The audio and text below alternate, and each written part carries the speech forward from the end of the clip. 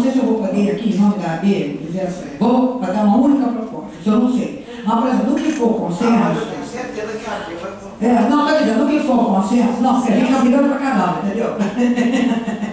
Então, quer dizer, entendeu? No que for consenso, naqueles artigos ou parágrafos que for consenso, a gente faz, tá? Porque até entre nós tem briga, entendeu? Por isso que eu não quero me comprometer aqui, vamos sair aqui com uma única proposta. Eu não posso fazer isso. Até porque eu posso ser perdedor. É isso, a proposta é a gente tentar fazer isso. Não, eu sei, entendeu? Eu só estou ponderando, até porque é o seguinte, mesmo que eu seja perdedora, eu posso considerar que aquele aspecto ali eu vou lançar sozinha e tal, por uma questão de marcar uma posição, entendeu? Então, só por isso.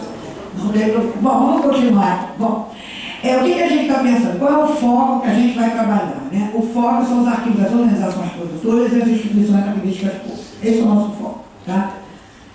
De outras questões, a gente não, vamos dizer, vai dar uma atenção menor. Né? Pode continuar. Então, assim, bom, por exemplo, então o foco que a gente vai trabalhar mais, quer dizer, no artigo 1º, no artigo 3º, tem questões que a gente vai precisar definir. Definir o que é documento arquivístico público. Tem que definir. Se define o que é arquivo público, tem que definir o que é documento arquivístico público. Tá? Aqueles termos da definição de gestão de documentos, alguns daqueles termos têm que ser definidos. O que é avaliação? Tá? O que é guarda permanente? Tem que ser definido. Entendeu? Então, isso é uma coisa básica. Tá? Mas o foco da gente, para a gente estar discutindo mais, é naquele capítulo da organização e funcionamento dos arquivos. Tá? Então, a gente parte de algumas premissas, né? Antes de falar da proposta. Primeiro, a gente parte da premissa que os documentos arquivísticos contemporâneos encontram-se em situação de risco. Há um volume imenso, uma diversidade de formatos, suporte de tipos documentários, né? E esse risco é devido à ausência de programas permanentes que gerenciam os documentos, FOFOP, o Programa de Gestão de Documentos, com as organizações produtoras, e a ausência de recolhimentos de referência do sistema. Esse diagnóstico, esse diagnóstico é o mesmo que a gente faz há alguns anos, mas é importante ele se manter porque ele está piorando, entendeu? Então, às vezes, o volume, a falta de gestão, a falta de racionalização da produção, ele não está melhorando, ele está piorando. Né? Para proteger e preservar os documentos, que é a premissa da lei, né, que é o dever do poder público, a gestão e a proteção especial de documentos de arquivo, ela significa, em primeiro lugar, fortalecer as unidades arquivísticas nas organizações produtoras. O Zé está chamando de serviços arquivísticos, tá? E a gente está chamando de unidades arquivísticas. Né? Para desempenhar um papel, né, de liderança na gestão de documentos dentro do órgão, tá? Dentro da instituição produtora. Uma outra questão é a necessidade ainda de fortalecer as instituições arquivísticas. Tá? Não, esse papel, ele não está... O empoderamento das instituições arquivísticas ainda falta muito. Ainda falta. Primeiro, é o papel de apoio, né, de apoiar os programas e ações de gestão de documentos, e ao mesmo tempo assegurar a missão da instituição arquivística pública de preservar e dar acesso aos documentos. Tá? Então isso tem que ficar claro. Qual é a missão das unidades arquivísticas das organizações produtoras, que é implementar os programas permanentes de gestão de documentos, e aí isso inclui, inclusive, as comissões permanentes de avaliação, e ao mesmo tempo assegurar a missão das instituições arquivísticas públicas de preservação e acesso. Bom, então, dentro dessa discussão, as propostas são, né, basicamente, né, a gente está chamando esse termo de unidades arquivísticas dos produtores, né, que metam os programas articulados, né, com a instituição arquivística pública, né, dentro desse mesmo espírito que o Zé colocou. Né. A implementação de programa significa que é um programa permanente. Essa é uma ideia, na verdade, é uma ideia antiga, que existe na legislação americana desde 1950. A gente não está inovando, não. Tá? Aqui não se inventa a roda. Ela veio se aprimorando na legislação norte-americana, né? Mas se mantém a ideia de que os órgãos produtores são eles os agentes de implementação dos programas de gestão de documentos. Então, e cabe à instituição arquivística, lá no caso o Arquivo Nacional, no âmbito federal, apoiar. O apoio, gente, não é um apoio para segurar a estante, não. O apoio significa um protagonismo. É ele que dá a liderança, ou seja, quem dá treinamento, quem estabelece diretrizes, recomendações, eventos. Tem 2 fóruns importantes no governo federal americano ligado ao Arquivo Nacional dos Estados Unidos e aos órgãos produtores. São as conferências. Uma conferência na Costa Leste e outra conferência na Costa Oeste. São 2 vezes ao ano. Então, são dias de trabalho onde os órgãos produtores vão apresentar inclusive assim, não só o que fizeram, mas inclusive assim, o que estão desenvolvendo. E o Arquivo Nacional muitas vezes absorve diretrizes e recomendações técnicas desses órgãos produtores e transforma em recomendação, instrução normativa do próprio Arquivo Nacional. Então, uma certa dispersão aí. Não, porque você dispersão, eu me disperso também. Entendeu? Aí, eu não sei se eu estou com lugar, todo mundo fez. Bom, então, bom, do outro lado, porque assim, só existe o programa, o seguinte, o órgão produtor, ele produz, tramita, usa o documento, né, até um determinado momento. Passou aquele momento que a ação é efetivada, que ela não é mais utilizada nem consultada, né, fica na fase corrente, depois disso a documentação entra em risco. É por isso que, para você garantir a preservação desse documento, é necessário o apoio da instituição arquivista, porque a instituição arquivista, porque tem a missão de preservar e dar acesso, é ela que vai orientar o órgão seguinte: olha, apesar da ação ter sido efetivada, o documento precisa ficar o tempo preservado, acessível, entendeu? Ele possa ser recuperado. Posso só usar um momento da minha prerrogativa de presidente?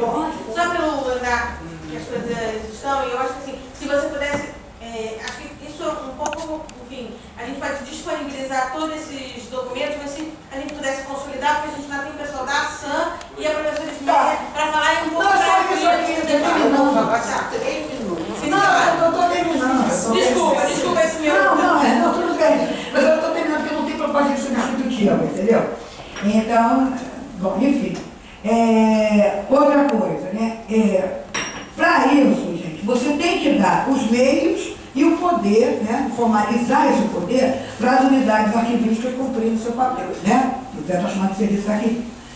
E as instituições arquivísticas também têm que ter os meios e poder para cumprir o seu papel de preservação e acesso.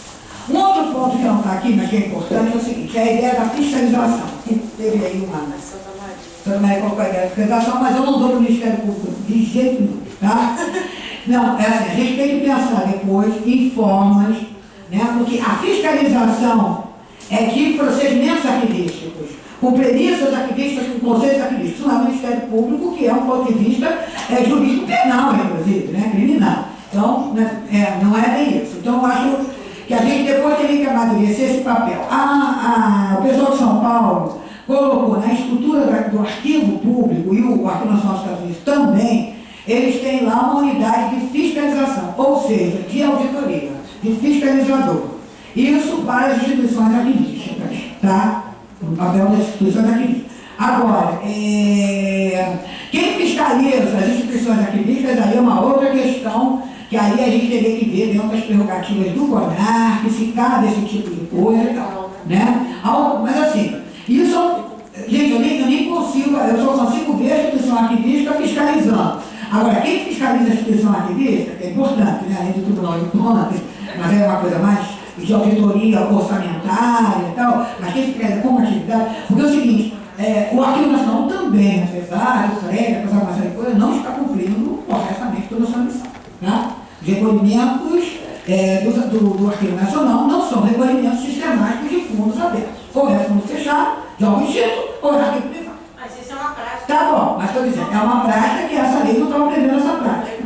A lei está querendo empoderar as instituições arquivísticas, já em 91, para que as instituições arquivísticas tivessem poder para fazer recolhimento periódico. Daí toda aquela discussão da eliminação se aprovada pela instituição arquivística pública. Tá? A discussão é essa, entendeu? Ou seja, um grau de proximidade da instituição arquivística junto aos órgãos produtores. Então, esse era o espírito da coisa. Né? Bem, só para terminar, mas acho que uma coisa. A discussão tá? Só para terminar. O termo unidades arquivísticas, porque é o seguinte, existe, antigamente os órgãos tinham uma caixinha, que fazia parte da estrutura, a unidade de arquivo e protocolo e arquivo, ou só arquivo, então existia isso. Tanto no âmbito federal como no estado do Rio de Janeiro e outros estados existia, essa caixinha acabou quando houve a ideia do Estado mínimo, na década de 80, nos anos 90, foi varrido das reformas administrativas que ocorreram. Então, a ideia um pouco é voltar um pouco essa caixinha que o Zé está chamando de serviço arquivístico e a gente está chamando de unidade de arquivística. Eu vou definir o termo unidade arquivística, ou unidade de arquivo, por uma aproximação com o termo em inglês na época de Office. Tá? que é inclusive em letra maiúscula, tá? Tanto nos Estados Unidos quanto no Canadá, é uma unidade que eles colocam no texto em letra maiúscula, Record Office, né? Que seria essa... Não é uma unidade arquivística, não. Tá bom, depois a gente vê, tá bom, mas assim, a gente vê. Dentro desse, não, isso aí é uma questão assim, vamos dizer, né? A ideia é que é o seguinte, a unidade arquivística tem que ser empoderada, ela tem que ser autoridade no seu órgão de implementar o programa e tem que estar articulado com a instituição arquivística pública. A gente fecha nisso, aí depois a gente discute o termo. Bom, a outra discussão é o seguinte, lá está dito que o Arquivo Nacional é o arquivo o arquivo do Poder Executivo Federal, ou seja, dos órgãos do Poder Executivo Federal. Aí a pergunta é a seguinte, a gente não conseguiu ainda chegar a um consenso entre nós lá. Quem é a instituição arquivista pública do Poder Legislativo Federal? E quem é a instituição arquivista pública? Sim, você está respondendo, mas ali não está. Entendeu? Quem é a instituição arquivista pública para o Judiciário Federal? O que pergunta é isso?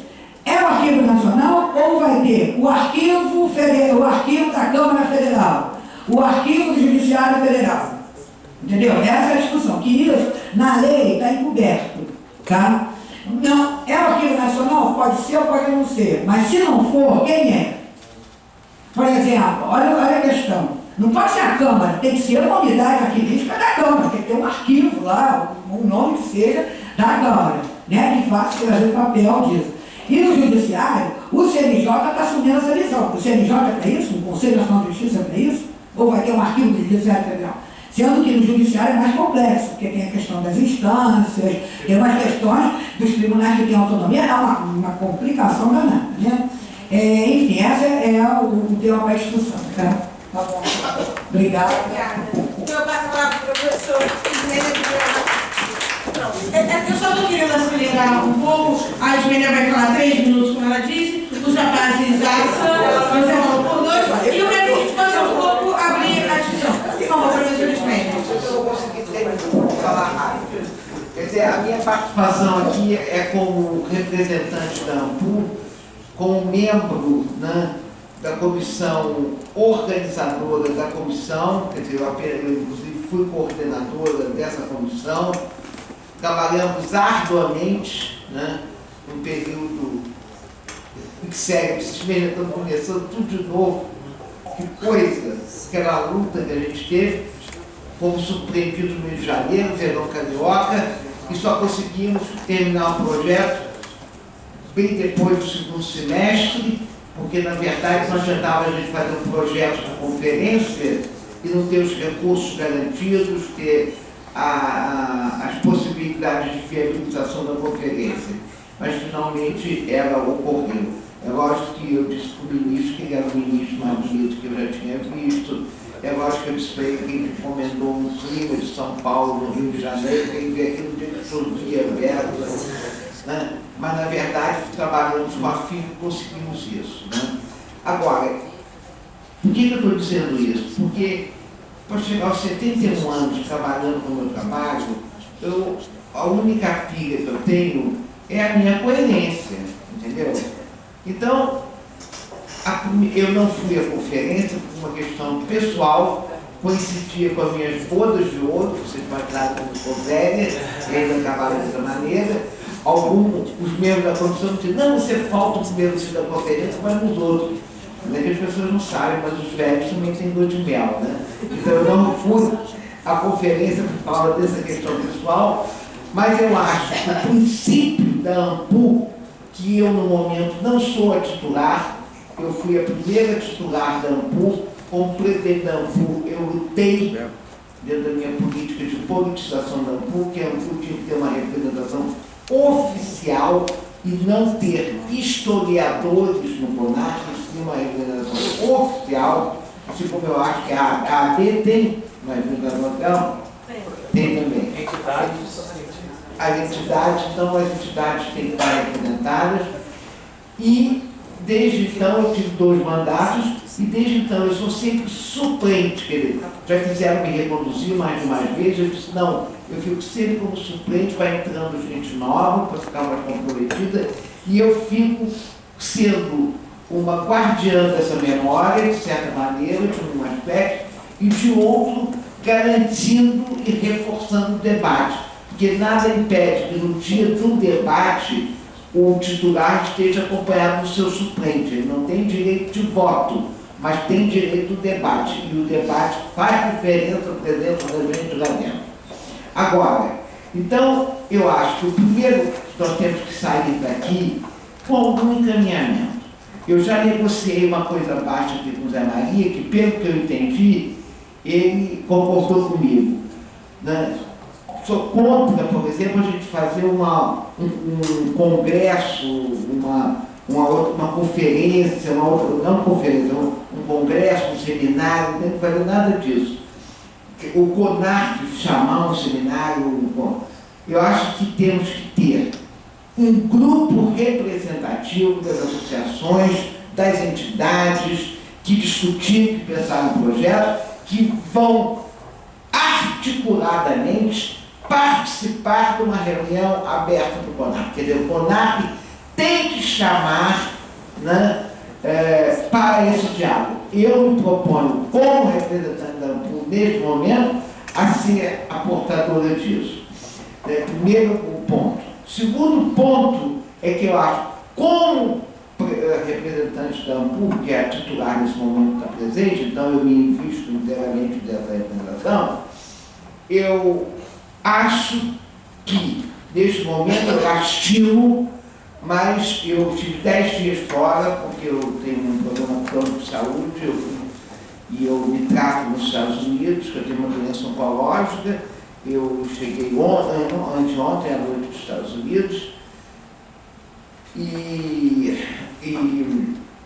então nesses 10 dias eu não acompanhei o debate, mas quando eu fui, eu já me posicionei, né? Não apenas me posicionei diante do presidente do CONARC, diante da diretora executiva do CONARC, o coordenador, não sei como é que se chama, diante do presidente da ANPUR, fiz o e-mail forçando a ampliação do prazo de consulta, não é? E não acompanhei os debates, mas quando eu, pelo horário, porque não deu tempo hábil, porque eu ontem dei aula na pós-graduação de História o dia inteiro, e hoje já fiz uma conferência de manhã de História Fluminense, onde o grande tema discutido na Marés foi o estado calamitoso, né, dos arquivos, sobretudo do judiciário no interior do estado do Rio, né? Os arquivos municipais, sobretudo guichados pelo esforço feito pelo diretor do arquivo estadual. Já se fala em alguns esforços, mas tem também muita coisa a ser feita. Mas, na verdade, então, esse seria, nesse momento, que eu pude ver, eu não tive um tempo hábil, né, de ver o debate da ANPUR como está. Mas a olhada ligeira que eu dei é que ele continua no nível que eu deixei.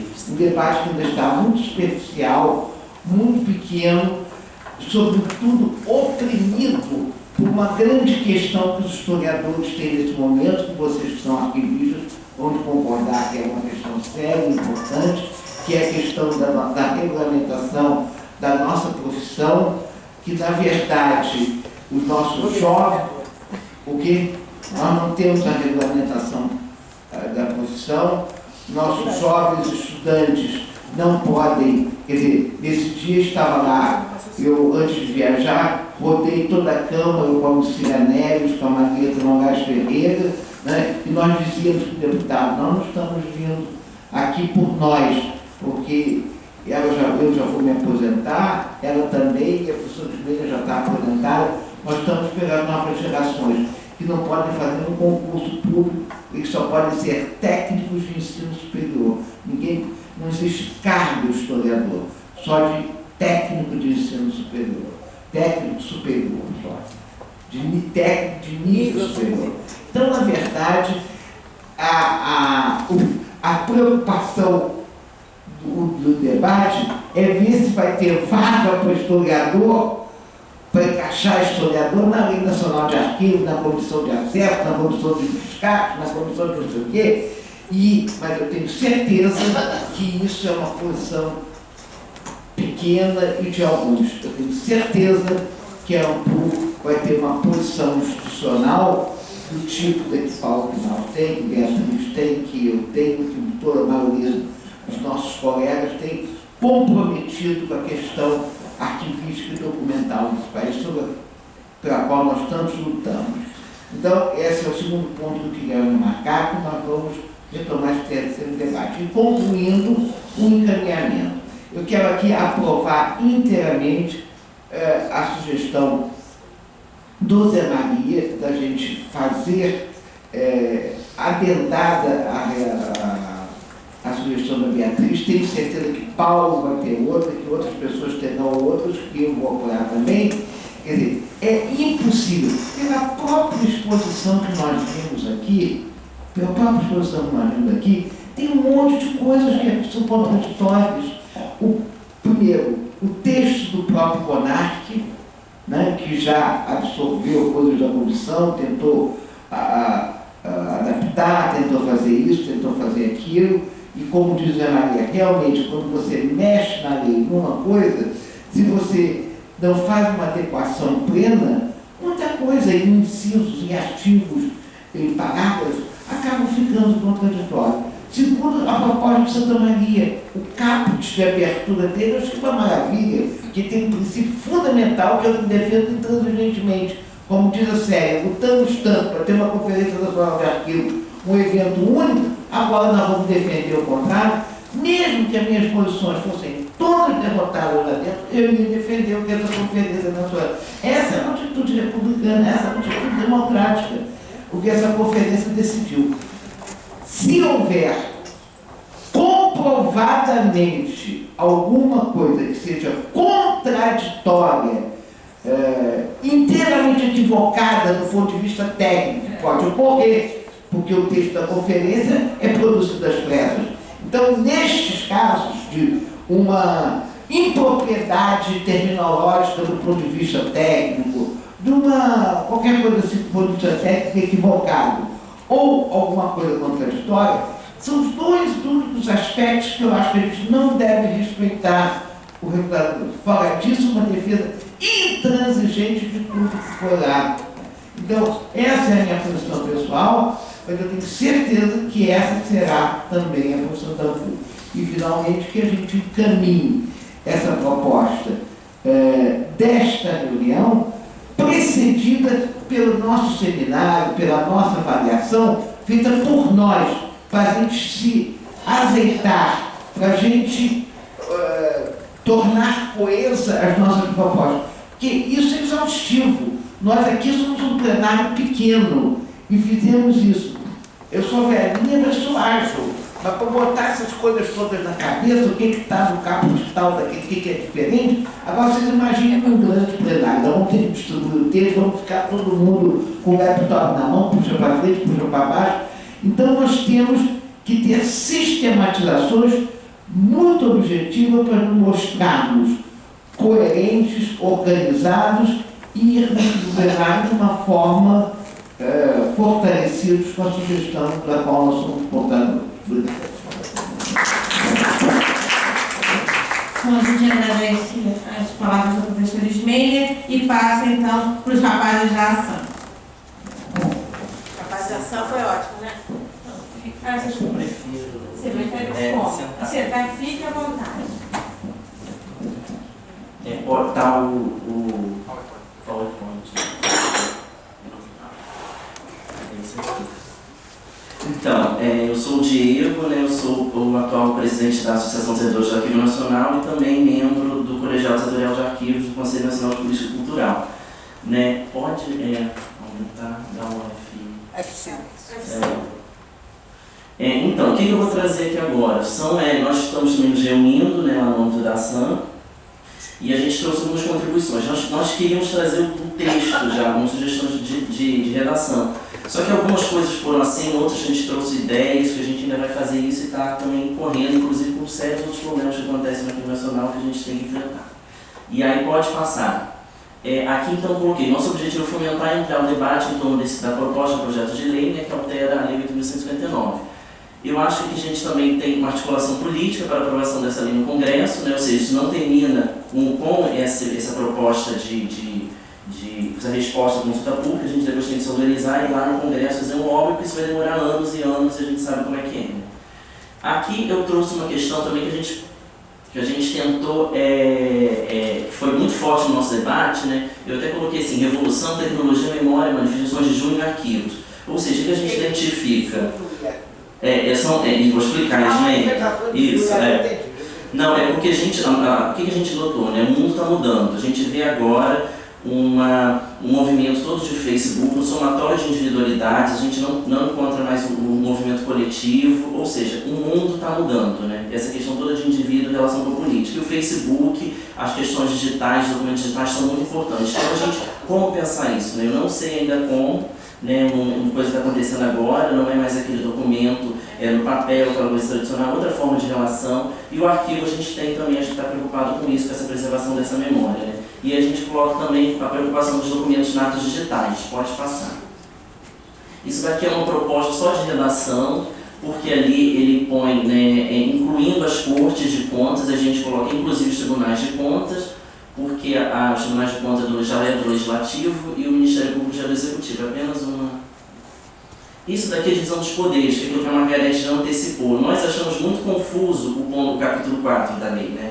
Porque na lei de 91 ela separa, né, os 3 poderes, tá, legal, só que agora nessa nova proposta ela enumera as competências do Executivo, que era aquele capítulo 17 problemático, que muitas pessoas enumeram, nós também achamos, nós achamos tão confuso que a gente falou, nossa, não está nem para a gente pensar em uma proposta de redação. Mas como fica a questão dos documentos do arquivo judiciário do Legislativo? Lembrando, como a Margarete até falou, no Congresso, ano passado, dos arquivos do Poder Judiciário, foi aprovado na plenária final a criação do Arquivo Nacional do Judiciário. Então, o Poder Judiciário já está movimentando para essa criação. E aí eu não sei, vou dizer, se eu ser bem sincero, eu coloco até uma interrogação ali, né, de se isso é o melhor caminho, não sei, eu acho que a gente tem que debater. E a gente não tem ninguém do Judiciário aqui, eles são bem muito independentes até, né? Então, discutindo lá, acho que a gente tem que incorporar e trazê-los aqui para a gente saber de pensar junto o que é melhor, se é melhor mesmo separar, se é melhor manter junto. Eu acho que tem a sua independência de fato, mas a gente pode coordenar, trabalhar junto uma série de aspectos. E isso eu não vejo hoje esse sentido. O Legislativo, então, menos ainda mais que é bicameral e Câmara e Senado se comunicarem já é difícil. E aí tem um reflexo, inclusive, também na composição do CONAR, que eu vou falar mais tarde. Aqui a definição de instituição arquivística, a gente traz a proposta da SENARC, né, que também não foi contemplada, que a SENARC falava que devia ter um perfil, isso na nova lei de arquivos, e que a proposta não traz, né? E no final a gente coloca reconhecer essa competência, inclusive na questão do equipamento cultural e educação patrimonial, né? E eu coloquei problemas já no Conselho Nacional de Política Cultural, que a gente está fazendo uma identificação agora dessas instituições arquivísticas no âmbito da cultura, ou seja, como equipamento cultural. A cultura enxerga elas como equipamento cultural ao lado da biblioteca, do museu, e ela utiliza os dados do IBGE. E esses dados são dados assim, muito otimistas até, se comparado ao PRODEARC, né? Só para vocês terem uma ideia, o IBGE hoje identifica no primeiro censo, né, de municípios que nós temos 20% dos municípios com arquivos, né, municipais, o que seria uma maravilha. Os arquivos prefeitura. Exatamente. São qualquer arquivo dos prefeitos que respondem esse questionário. Então é arquivo, qualquer conjunto documental que eles entendem de uma maneira, né. Então como a gente definir? A gente estava até conversando com o Paulo quando a gente perguntou cabendo, não é só dizer isso, é que tem que caber também essa questão, né? essa atividade, né? E como se dá essa questão da cultura. Outro problema também em relação ao CNPC é a questão dos NIC, né? Que é aquele Sistema Nacional de Informação Cultural, que ele, diferentemente do PRODEARC, que é só institucional, ele prevê a pessoa